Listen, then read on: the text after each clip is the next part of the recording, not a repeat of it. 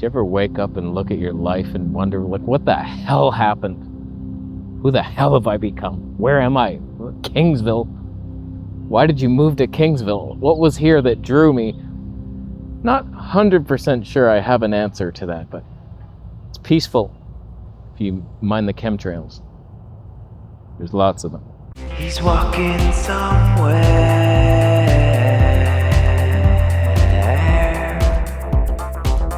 So I went to a town meeting.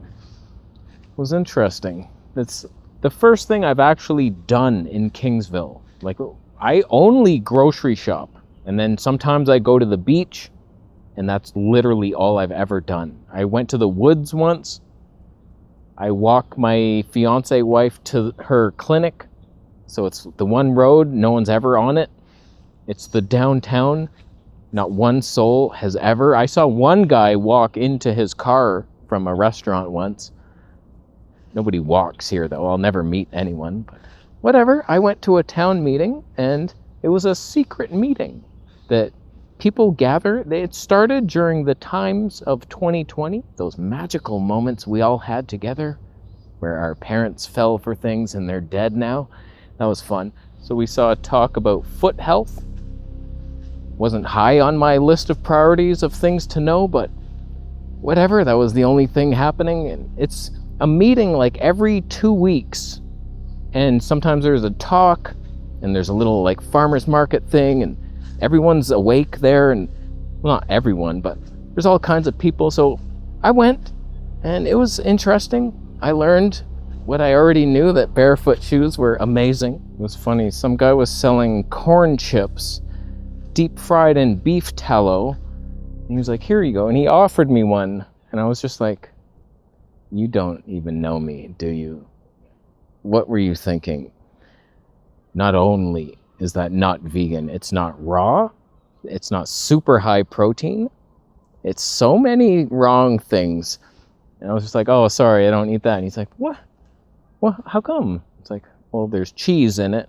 I'm allergic to dairy. He's like, allergic to dairy? What is that? It's like the people here are just normal. They eat normal things that we would all eat at a time. Like, oh, steak and potatoes, some veggies, let's have some pie after. That's cool. I just wonder sometimes if I will ever fit in here with normal people. Because they're just like normal farmers, type of family people, like normal, like real. I'm the freak from Toronto, Mr. Artsy Fancy Boy over there with his exciting scooter and, ooh, look at your pants. Mr. Value Village, must be nice. You really realize when you move to a small town that you could be happy anywhere unless you're not happy. Then you'll never be happy anywhere. And that's where I face my demons, in a small town, and we battle them to the death. But like, you just realize who you are. And I'm starting to get over it. Like, I have a lot of self-conscious thoughts. It's like, oh, I don't know. I think it's because my mind sinned so much, and I'm used to like thinking horrible thoughts towards people and women. Not horrible thoughts, but like typical lustful thoughts towards women. And knowing that you're dirty in your mind, you carry this shame with you to every meeting. So it's like you're talking to someone, it's like, sorry, yeah, I did just picture you naked. That's on me. You can't like be normal out in public when you have. So now that I've totally overcome it immediately, I was like, I gave my life to Jesus last week. I'm like, you know what? No more of this shit. No more lust. So we're tackling that, and I'm somewhat normal now. And now I have nothing to be ashamed about. And so I could be doing stand-up comedy. I could be doing anything now, just talking to people regular. I've been watching a lot of near-death experiences lately, and just these talks of people who like saw Jesus and like, oh my God, you wouldn't believe what Jesus said. And there was this one pastor who like, he was perfect. He was living the life, and he was going to like this African village and gonna teach to the people there. And like, he was so good, and he developed a team of people around him to go preach. And then God is like shutting him out. He's like, you're not ready. And he's like, he's feeling so bad. His heart's closed, like nothing's working. And then God reveals to him that if it was today, you would not be coming with me. Like, what you do, you're filthy. And then he just showed him all these thoughts. Like, he was a preacher, a pastor. And every woman he saw, he was like undressing them with his eyes, and he's like just evil. And he was like, oh, I had no idea. Like, before God showed him that, he was battling like, I don't know what I'm doing wrong here. Like, how do you not know? You're a pastor. It's literally like book 1, chapter 1, no adultery. Jesus was like, adultery in your thoughts, it's just as worse.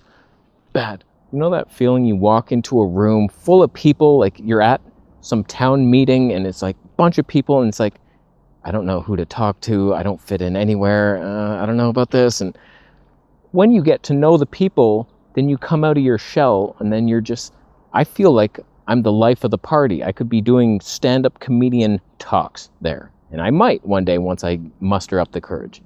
But initially, it's all you bring is your fear and shame to any meeting. Just me on that one. I think a lot of men go through this because we weren't taught anything about not just following every urge like a dog. And once you start to master and get some self-control, then you're a real man.